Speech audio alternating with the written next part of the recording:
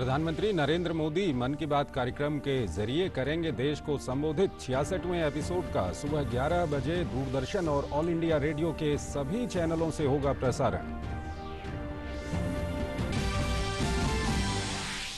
राजस्थान के बाद दिल्ली, हरियाणा, उत्तर प्रदेश में टिड्डियों का खतरा। दिल्ली के 3 जिले हाई अलर्ट पर। दिल्ली सरकार ने जारी की एडवाइजरी। हरियाणा में कीटनाशकों के छिड़काव से करीब 35% टिड्डियों का हुआ खात्मा। असम के 21 जिलों में 4.5 लाख से अधिक लोग बाढ़ से प्रभावित। 18 लोगों की मौत। राहत और बचाव कार्य जारी।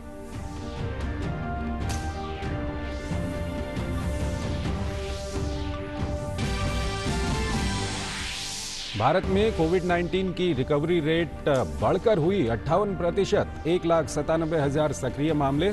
स्वास्थ्य मंत्रालय ने किया कोविड मरीजों के लिए क्लिनिकल मैनेजमेंट में संशोधन। डेक्सामेथासोन स्टेरॉइड को मिली इलाज के लिए मंजूरी। और दुनिया भर में करीब 1 करोड़ पहुंची कोरोना वायरस से संक्रमित मरीजों की संख्या। 50 लाख से अधिक रिकवर। 4,98,000 से अधिक की मौत। अमेरिका में 25 लाख से ज्यादा संक्रमित। ताजा हालात से निपटने के लिए 6.9 बिलियन अमेरिकी डॉलर की जुटाई गई राशि।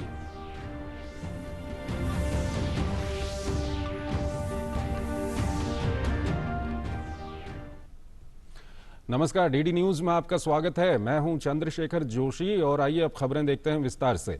प्रधानमंत्री नरेंद्र मोदी आज सुबह 11 बजे मन की बात कार्यक्रम के जरिए देश की जनता से संवाद करेंगे।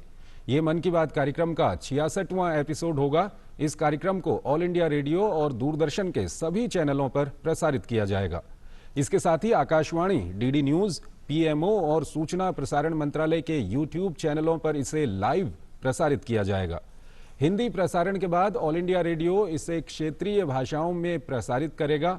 क्षेत्रीय भाषाओं में इसे शाम 8 बजे दोबारा प्रसारित किया जाएगा। राजस्थान, मध्य प्रदेश, उत्तर प्रदेश, हरियाणा, गुजरात, पंजाब और महाराष्ट्र में इन दिनों टिड्डी नियंत्रण अभियान चलाया जा रहा है। इस साल 11 अप्रैल से 26 जून के बीच 1,27,000 हेक्टेयर से अधिक भूमि को टिड्डियों के आतंक से मुक्त किया जा चुका है। देश में टिड्डी नियंत्रण क्षमताओं को और मजबूत करने के लिए इस साल ब्रिटेन से अब तक 25 स्प्रे उपकरण आयात किए गए हैं। जुलाई में 45 ऐसे उपकरण और आ जाएंगे। टिड्डियों के आतंक से मुक्ति पाने के लिए प्रभावित राज्यों में 60 ग्राउंड कंट्रोल टीम और केंद्र सरकार की 200 से अधिक कर्मचारियों की टीम जुटी हुई है। पेड़ों और दुर्गम स्थानों पर कीटनाशकों के छिड़काव के लिए 5 कंपनियां और 12 ड्रोन लगाए गए हैं। टिड्डियों के नियंत्रण के लिए ड्रोन का प्रयोग करने वाला भारत पहला देश है। टिड्डी नियंत्रण संगठन और राज्य सरकारों के पास कीटनाशकों का पर्याप्त भंडार है। वहीं केंद्रीय गृह मंत्रालय ने टिड्डियों के नियंत्रण के लिए नए नियमों के तहत एसडीआरएफ और एनडीआरएफ के आवश्यक उपकरणों और कीटनाशकों की खरीद की अनुमति दे दी है।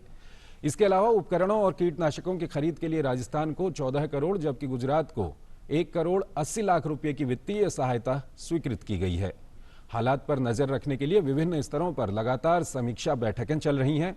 अभी तक किसी भी राज्य से बड़े पैमाने पर फसल के नुकसान की कोई खबर नहीं मिली है। हालांकि राजस्थान के कुछ जिलों में फसल के छुटपुट नुकसान की बात सामने आई है। हालात पर नजर रखने के लिए दक्षिण पश्चिम एशियाई देशों के तकनीकी अधिकारी साप्ताहिक वर्चुअल मीटिंग कर रहे हैं। अब तक ऐसी 14 बैठकें हो चुकी हैं। टिड्डी नियंत्रण अभियान पर हमारे संवाददाता ओपी यादव ने कृषि, सहकारिता और किसान कल्याण विभाग के सचिव संजय अग्रवाल से खास बातचीत की।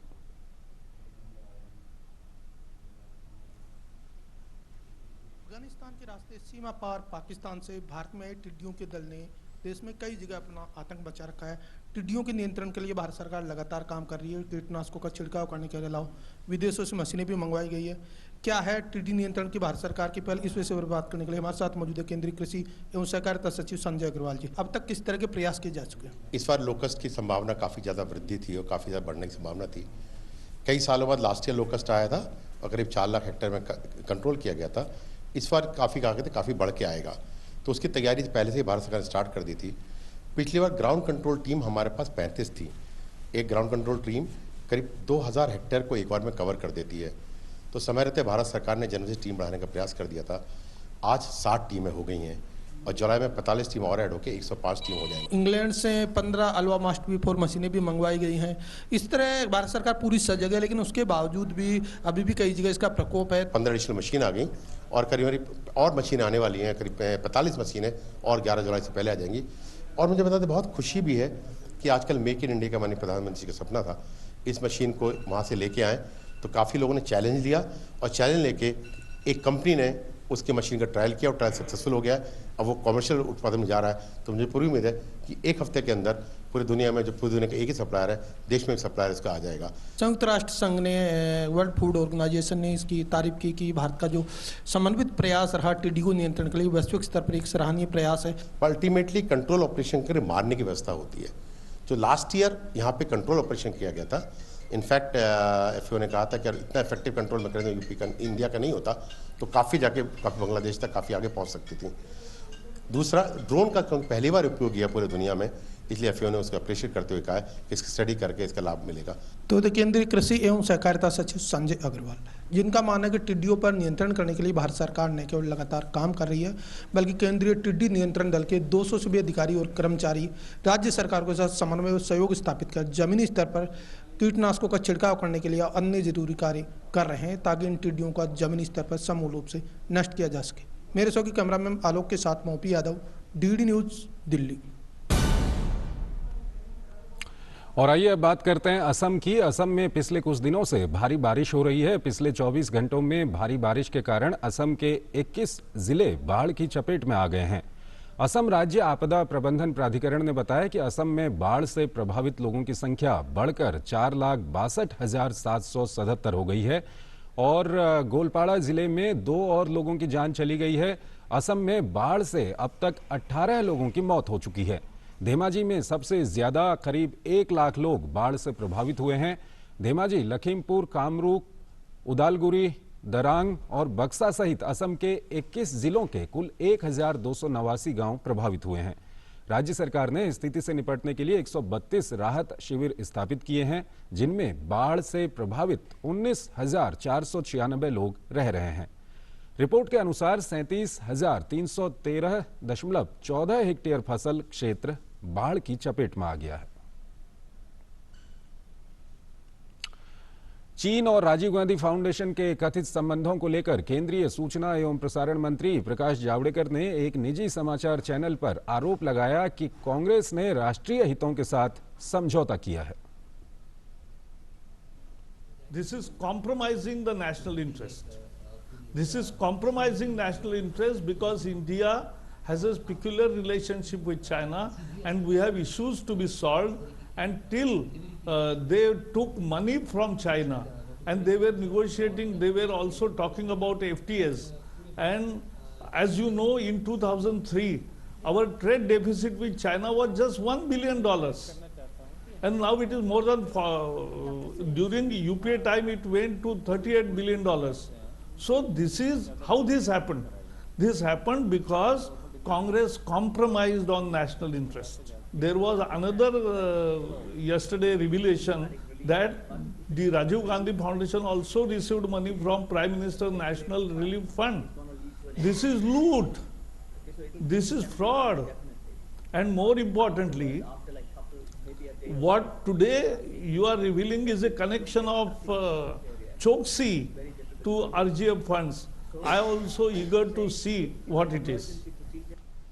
सूचना प्रसारण मंत्री प्रकाश जावड़ेकर ने कहा कि चीन को लेकर सरकार का रुख स्पष्ट है। उन्होंने कहा कि भारत अपने सभी पड़ोसियों से, जिसमें चीन भी शामिल है, उनसे अच्छे संबंध चाहता है, लेकिन अगर कोई इसे देश की कमजोरी समझता है तो उस देश के खिलाफ सख्त रुख अपनाने से भी भारत पीछे नहीं हटेगा। We are building infrastructure, and you know, Golden, that airstrip, that is what is actually happening on ground. And I don't know why China got irritated, because whatever work we are doing in our part of the LAC, and therefore we have been very clear, our conscience is clear, and we want friendship with all, and therefore Modi ji also took lead in building a friendship with China also. But if you do mischief, we will not allow to, and we will not take it like. मानव संसाधन विकास मंत्री Ramesh Pokhriyal Nishank G20 देशों के शिक्षा मंत्रियों की virtual बैठक में शामिल हुए। यहां उन्होंने जानकारी दी कि सभी ई संसाधनों को एक ही प्लेटफॉर्म पर लाने के मकसद से भारत सरकार जल्द ही प्रधानमंत्री ई विद्या कार्यक्रम शुरू करने जा रही है। सभी ऑनलाइन संसाधनों को एक और मजबूती प्रदान की जा रही है। प्रधानमंत्री ई विद्या के तहत वन नेशन वन प्लेटफॉर्म और वन क्लास वन चैनल अवधारणा के तहत सभी छात्रों एवं दिव्यांगजनों का ऑनलाइन पाठ्यक्रम उपलब्ध कराने का सुनिश्चितता की जा रही है। ओडिशा के पुरी में बहुरा यात्रा से पहले मुख्यमंत्री नवीन पटनायक ने उत्सव की तैयारियों का जायजा लिया। बहुरा यात्रा के दिन भगवान जगन्नाथ भाई बलभद्र और बहन सुभद्रा के साथ गुंडीचा मंदिर से वापस जगन्नाथ मंदिर लौटते हैं। इस बीच पुरी में प्रशासन ने 30 जून रात 10 बजे से लेकर 2 जुलाई रात 10 बजे तक कर्फ्यू लगाने का ऐलान किया है। प्रशासन ने भगवान जगन्नाथ रथ यात्रा के दौरान भीड़ एकत्रित होने की संभावनाओं को देखते हुए यह कदम उठाया है। कोरोना वायरस संकट के बीच 23 जून को पुरी में जगन्नाथ रथ यात्रा का आयोजन हुआ था। अभिनेता सुशांत सिंह राजपूत की मौत की जांच कर रही मुंबई पुलिस ने 27 लोगों के बयान दर्ज किए हैं। कूपर अस्पताल ने पोस्टमार्टम रिपोर्ट पुलिस को सौंप दी है और मामले की जांच की जा रही है। उन्होंने इस मामले में लोगों से गैर जरूरी अफवाह न फैलाने की सलाह देते हुए कहा कि इस मामले में लोगों को बेवजह बयान देने से भी बचना चाहिए। सुशांत सिंह राजपूत के मामले में अभी तक बांद्रा पुलिस ने 27 लोगों का स्टेटमेंट रिकॉर्ड किया है। सुशांत सिंह राजपूत का डिटेल पोस्टमार्टम रिपोर्ट जो है वो पुलिस को कूपर हॉस्पिटल से मिला है, जिसमें कि 5 डॉक्टर्स की टीम ने पीएम रिपोर्ट पे साइन करके पुलिस को दिया गया है। सुशांत सिंह का कॉज ऑफ डेथ डॉक्टर्स ने clearly asphyxia due to hanging ये पुलिस को बताया है। सुशांत सिंह मामले में क्यों सुसाइड किया इसके बारे में पुलिस सभी एंगल से जांच कर रही है और जैसे ही जांच में कुछ सामने आएगा तो पुलिस आप सबको जरूर बताएगी। अगली खबर गुजरात से है। गुजरात के आणंद जिले में एक केमिकल फैक्ट्री में देर रात आग लग गई। आग की सूचना मिलते ही दमकल की 13 गाड़ियां मौके पर पहुंच गईं। अब भी आग पर पूरी तरह से काबू नहीं पाया जा सका है। आग किस वजह से लगी इसका पता नहीं चल सका है। पुलिस जांच कर रही है। राहत की बात यह है कि इस आग से कोई हताहत नहीं हुआ है। फैक्ट्री के अंदर से सभी कर्मचारी फौरन बाहर निकल आए थे। आग लगने की वजह से प्रशासन ने आसपास के इलाकों को खाली करवा लिया है।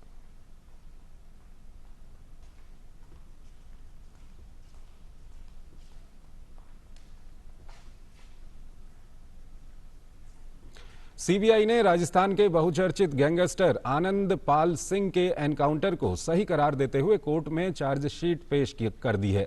अपनी जांच में सीबीआई ने कहा कि कमांडो सोहन सिंह को आनंद पाल के हथियार से चली गोली लगी थी।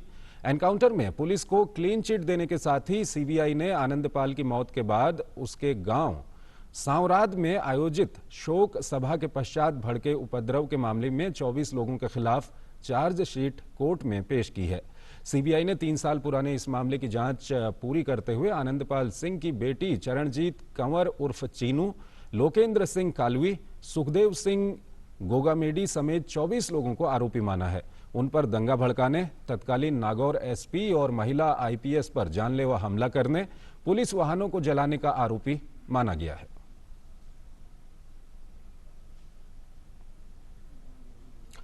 आखिर ये पूरा मामला क्या है, आइए जानते हैं। दरअसल आनंदपाल सिंह चूरू जिले के मालसर गांव में 24 जून 2017 को पुलिस मुठभेड़ में मारा गया था। उसके परिवार के सदस्यों ने मुठभेड़ की विश्वसनीयता को लेकर सवाल उठाए और दावा किया कि वो समर्पण करना चाहता था, फिर भी उसे मार दिया गया। पुलिस अधिकारियों ने कहा कि उसे कई बार समर्पण करने को कहा गया, लेकिन उसने पुलिसकर्मियों पर गोलीबारी शुरू कर दी। राजस्थान के राजपूत समुदाय ने उसके मारे जाने पर बड़े स्तर पर प्रदर्शन व सड़क को जाम कर दिया था।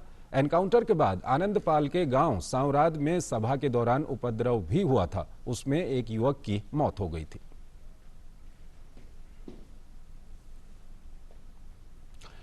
और आइए अब बात करते हैं भारत में कोविड-19 के आज जारी हुए ताज़ा आंकड़ों की।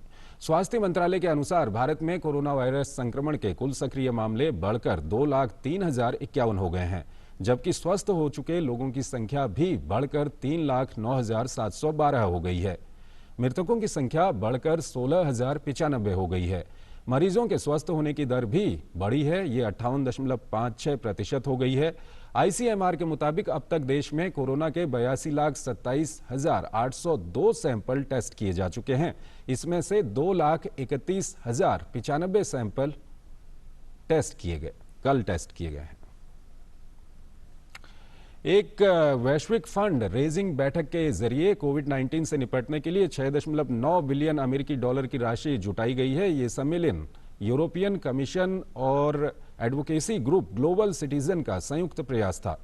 इस वैश्विक सम्मेलन में 40 सरकारों ने हिस्सा लिया और अपने विचार व्यक्त किए।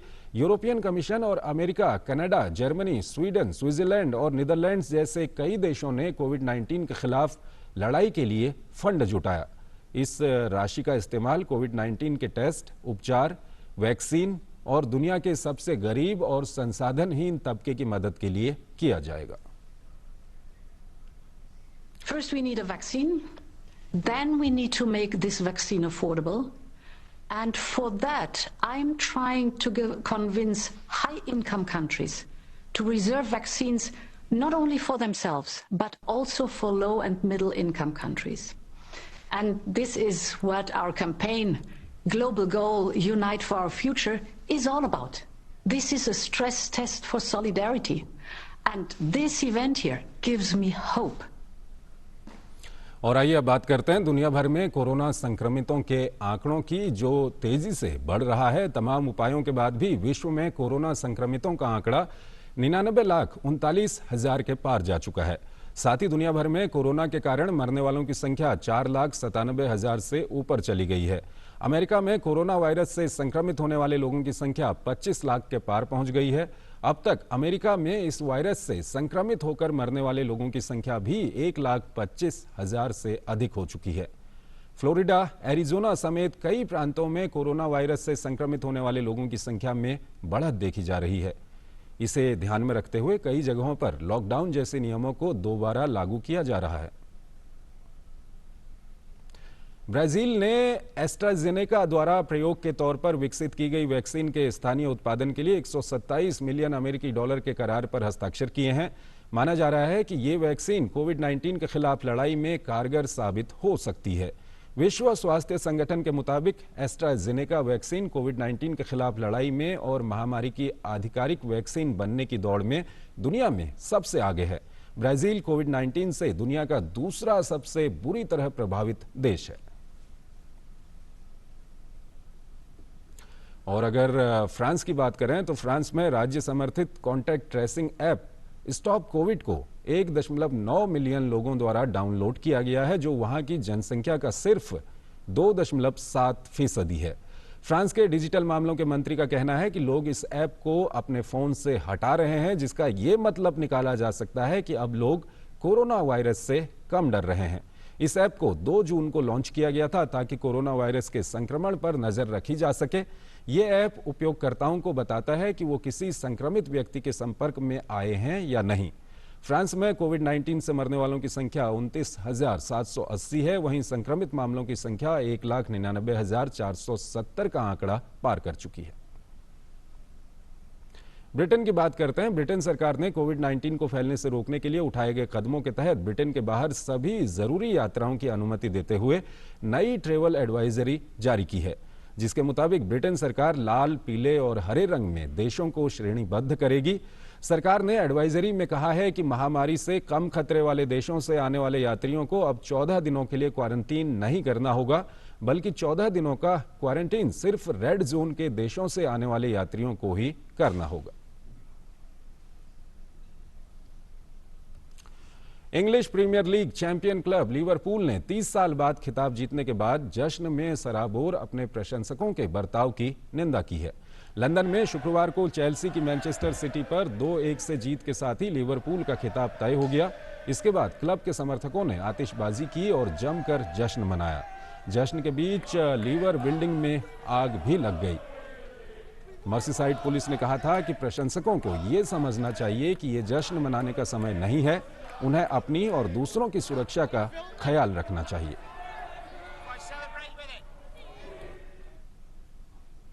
और वहीं बायर्न म्यूनिख ने बीएफएल वोल्फ्सबर्ग को 4-0 से हराकर बुंदेसलीगा की ट्रॉफी को उठाने का गौरव हासिल किया है। ये मुकाबला वोल्फ्सबर्ग के वोल्क्सवैगन एरिना के खाली स्टेडियम में खेला गया। मैच में बायर्न की टीम शुरुआत से ही काफी आक्रामक नजर आई और टीम ने पहले हाफ के चौथे और 37वें मिनट में किंग्सले कोमैन और माइकल क्यूसेंस के गोल की मदद से 2-0 की बढ़त बना ली। इसके बाद खेल के दूसरे हाफ में भी बायर्न ने शानदार खेल दिखाया और अपने स्टार खिलाड़ियों रॉबर्ट लेवेंडोस्की और थॉमस मुलर के गोल की बदौलत अपनी बढ़त को 4-0 कर दिया, जो अंत तक कायम रही। इस तरह से कोरोना महामारी के चलते दोबारा शुरू हुई बुंदेसलीगा लीग यूरोप की पहली सॉकर लीग हो गई है जिसने अपना सीजन पूरा कर लिया।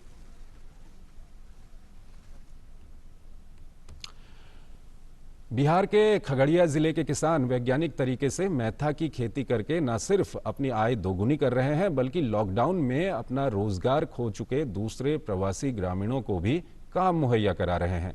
मैथा की खेती से खगड़िया के किसानों का जीवन कैसे खुशहाल बन गया है, ये रिपोर्ट देखिए। खगड़िया जिला मुख्यालय से करीब 5 किलोमीटर की दूरी पर स्थित बछोता पंचायत समेत आसपास के किसानों ने लगभग 100 एकड़ में मेंथा की खेती की है। मेंथा की फसल और आमदनी अच्छी होने से किसान काफ़ी खुश हैं। इससे दूसरे प्रदेशों से लौटे प्रवासियों को भी रोजगार मिल रहा है। जहां किसान लोग लगभग 100 एकड़ से ज़्यादा मेंथा लगाकर खेती करते हैं और इसमें 1 एकड़ में लगभग 20,000 रुपया खर्च होता है किसानों को और इसमें किसानों को आमदनी 40,000 होता है, यानी कि 1 बीघा में 1 एकड़ में 60,000 रुपया का जो है इसमें आमदनी होता है, जिसमें 20,000 खर्च होता है और 40,000 किसानों को फायदा होता है। मेंथा की खेती के बारे में यहाँ के किसान बताते हैं कि 1 कट्ठा खेत से मेंथा के पौधे में लगभग 2 किलो तेल निकलता है। ये तेल बाजार में 1,000 या उससे अधिक प्रति लीटर की कीमत में बिकता है। 20,000 रुपया लागत होता है और 20,000 रुपया बचता है। हमें 40,000 रुपया 1 बीघा में इनकम के साथ होता है, जिसमें खर्च हो जाता है 20,000 पब्लिक को बचता है जो खेती करता है। इसका खेती का बढ़ावा अगर मिले तो इसका फैक्ट्री उक्ट्री बढ़ जाए तो यहाँ बहुत किसान को फायदा होने वाला। बताते चले कि गेहूं की फसल कटने के बाद किसान फरवरी माह में मेंथा की खेती शुरू करते हैं। लगभग 90 दिनों में ये फसल तैयार हो जाती है। मेंथा खेती 1 बीघा में 20,000 रुपया खर्च होता है। इसको 90 दिन में तैयार होता है सर। फिर 90 दिन में काटने के बाद इसको पेराई होता है। बढ़िया फसल अगर रहता है तो 2 लीटर कट्ठा मतलब बीघा में 40 लीटर तेल हो जाता है। मतलब मैक्सिमम 30-35-40 लीटर बीघा तेल होता है। अभी इसका जेन्युइन रेट 1,000-1,100 रुपया लीटर है। अगर बढ़िया फसल हो जाता है तो हम लोग को डबल फायदा हो जाता है। आधा खर्च होता है तो आधा बच जाता है। खगड़िया के किसान मेंथा की खेती में काफ़ी मेहनत कर रहे हैं। इससे प्रवासियों को भी लाभ मिल रहा है। अगर सरकार इस खेती के प्रति किसानों को जागरूक करे तो खगड़िया के किसान और खुशहाल हो सकते हैं। खगड़िया से शशि भूषण प्रसाद महतो की रिपोर्ट, दूरदर्शन समाचार, पटना। तो इस अच्छी और कामयाबी की खबर के साथ ही हम इस बुलेटिन को यहीं पर समाप्त कर रहे हैं। नमस्कार।